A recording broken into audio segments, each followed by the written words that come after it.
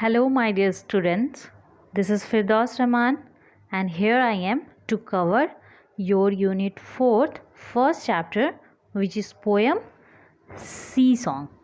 Okay, so in this video, I am going to cover word meaning of this chapter. So let's start. First word. Your first word is shell, and the meaning of shell is the hard outer covering of something. Tell me, what is the meaning of shell? The hard outer covering of something. तो shell किसे कहते हैं? कोई भी ऐसा चीज़ जिसका outer portion यानी कि बाहरी का पोर्शन हार्ड हो, है ना, उसे हम क्या कहेंगे? उसे शेल कहते हैं. और शेल हम एक और चीज़ होता है जो कि इस चैप्टर में हम लोग पढ़े, है ना, वो क्या होता है? शंख, जो कि हमें नदी के किनारे पे या समुद्र के किनारे पे पानी बालू में वो शेल है जो आपको मिलता है.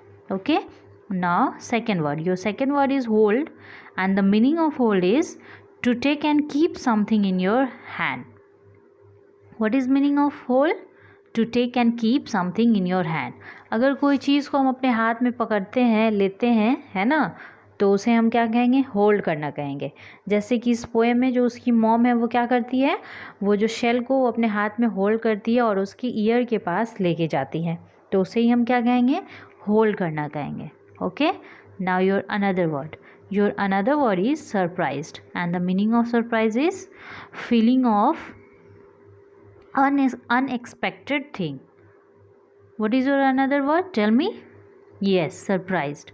And the meaning of surprised is feeling of unexpected things. Surprise का क्या मतलब होगा?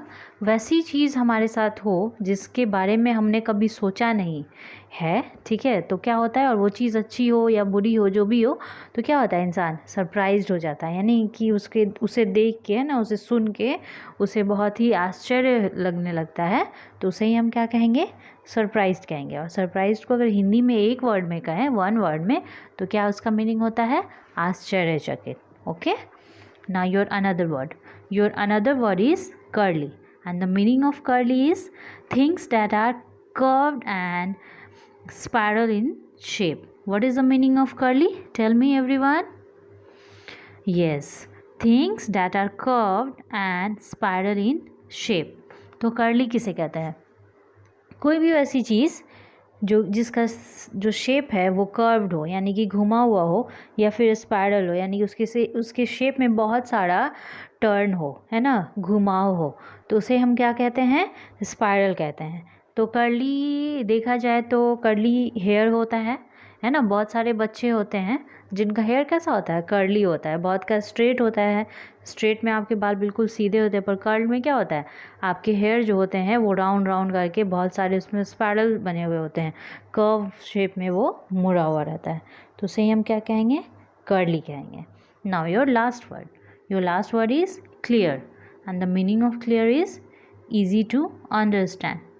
What is the meaning of clear? Tell me. Yes, easy to understand. तो क्लियर का क्या मतलब हुआ?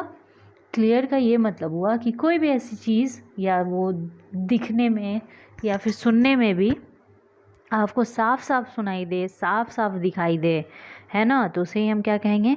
क्लियर कहेंगे. जैसे कि बहुत बार हम लोग बात करते हैं तो आवाज़ जो है वो क्लियर नहीं आती है, तो क्या वहाँ पे हम लोग क्लियर, साफ़ नहीं आती है, तो हम लोग वहाँ पे क्लियर वर्ड का यूज़ करते हैं. आपकी आवाज़ क्लियर नहीं आ रही है. या बहुत सारी, अगर आप क्लासरूम में होते हैं तो अगर आपको बोर्ड पे कोई चीज़ जो होती है साफ़ नज़र नहीं आती है, तो आप कहते हैं ना कि मैम मुझे क्लियर दिखाई नहीं दे रहा है ना, इसे बड़ा लिखिए या फिर से लिखिए, तो उसे ही हम क्या कहेंगे? क्लियर कहेंगे. So your word meaning is completed. Again I am repeating. Your first word is shell, and the meaning of shell is the hard outer covering of something.